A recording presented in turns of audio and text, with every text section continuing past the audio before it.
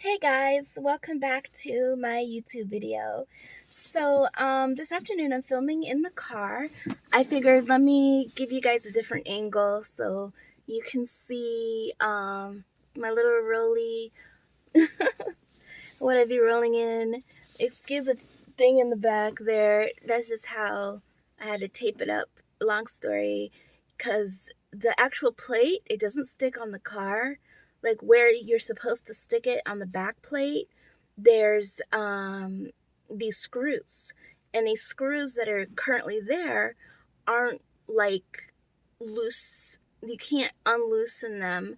So I took it to the dealer and they were like, oh, we'd have to like either change your entire bumper or add like these new screws in the place of where the current screws are. And they were going to charge me like $200 to do it. So I just tape it up in the back instead. And it falls down and I tape it back up. Long story. But it works for me. But welcome to a brand new week. We're still saving, doing good things, making music as well. So hopefully you're still inspired by whatever journey you're on, to save, invest for your future, and prepare for retirement.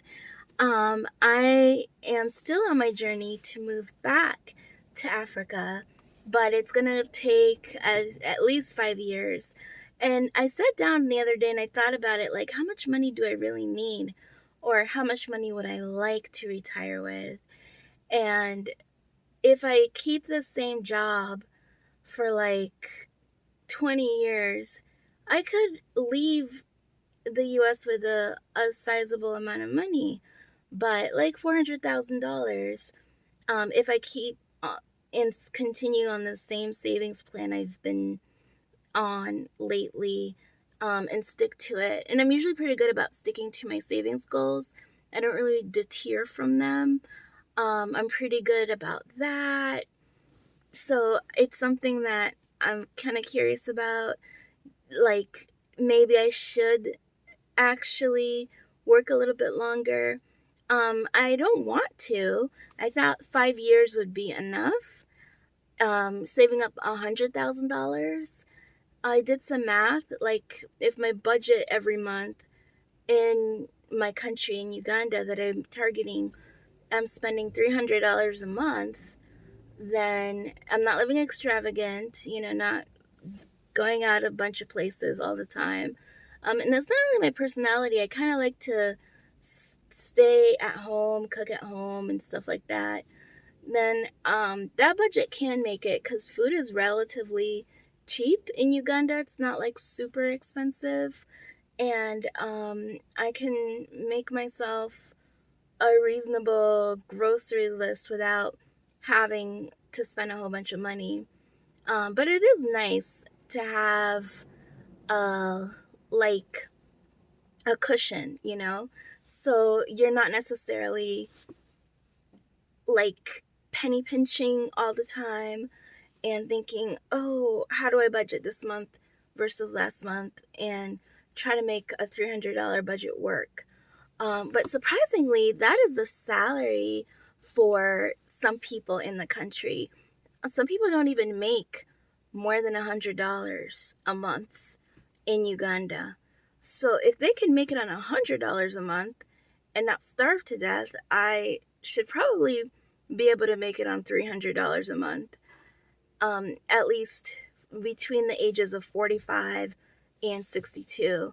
So I think that would be like, if I stop working at 45, because I start collecting Social Security at 62, I am going to collect early, and it's going to be, what is that, almost 15 years or 17 years? Correct me if I'm wrong. So that would be $300 a month, about $3,600 a year, and $60,000 just for food. And that's just food alone, the food budget. Like small expenses here and there might come up. So if I save up $100,000, I'd only have room for $40,000 to do other stuff with, like small hospital bills. Although I stay relatively healthy, like me, I'm the kind of person that never gets a cold, never gets sick. When I'm always there, I never get malaria, knock on wood. I mean, I hope I don't get it when I'm there. So that's kind of like the situation I'm in. So I don't know if 40,000 is enough in emergency savings to last 17 years. That seems kind of tight in my opinion. I'm not sure, but I think maybe working an extra 2 years to save up and add a little bit of buffer to that 40,000 to make it 60,000 might be worth it.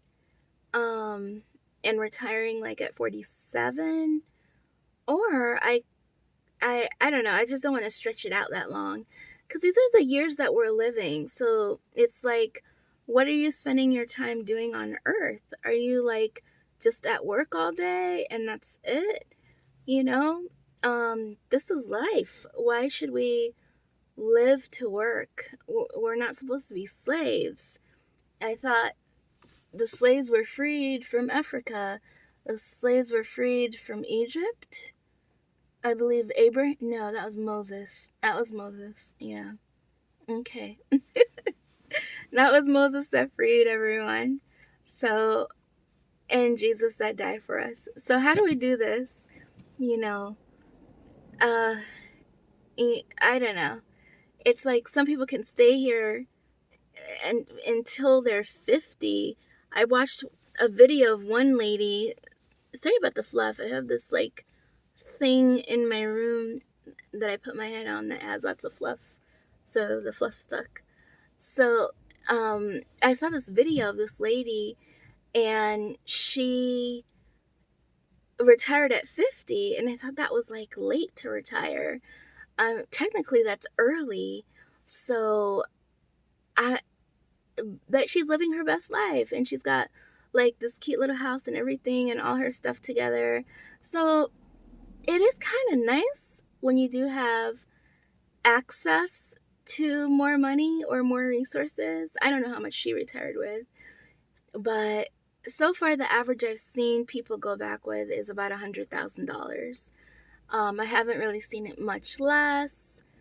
Of course, there are people that probably do leave and go there with less, and there are people who probably go with more. So it's like a mix of everything. But the average I've seen is about $100,000. That's what they've gone back with. But these people who went back with $100,000 are using most of that money to reinvest back in the country. So they're investing in business, opening up businesses. One gentleman, he has a safari company, so he takes people on tours, and he also runs an NGO. And another guy, you guys probably saw his video, from the UK, who came back more recently, he is building apartments, with the hopes that people will stay there and that will give him income. And he also has some apartments he's already built since his time in the UK. So he has like some cash flow coming in, but I don't know. To me, using those hard-earned savings to reinvest, it seems adventurous. It seems like you're willing to be a risk taker and be a serious business person, which I do not know I am ready to do. I'd rather sit at home, watch the grass grow. That's me. I'd rather sit there, walk around, talk to people, meet people, hear their story, talk to my neighbors, walk from Nakuka Road to Entebbe Road. I don't know, like I'd be that, I'd have just that much time on my hands. I could do all of that. But I don't know. The business thing seems like a big turnoff to me. So, just bad horror stories that I've heard from other people who had to get other people involved in their business, and they have to be very involved themselves. So, whenever you have to be like that involved in your business, I don't know if that's taking away from your your retirement time. You know, you're no longer still retired. You're literally still working, but you're just self-employed in another country. So I don't know if that's the lifestyle I want. I don't think it is. I really don't think it is. But it is a lifestyle a lot of people do so they can survive in the country that they're in, including the country they've returned to or expated to. So that is different. I don't plan on doing that. One thing that I do need to work on though is just exploring the potential of doing that, just in case I do. But in the meantime, I'm gonna do some more research, see if there are any business ideas that spark my interest, and see what I can do with the resources that I do have, because there's so little of them right now. Right now we are at $20,000 in savings. By the end of the year, we should be at $28,000. Unless I need to use like some of those expenses for car repair, blah blah blah. But we'll be at $28,000 by the end of the year. All right, guys. Thanks for tuning in. So I will see you in the next video.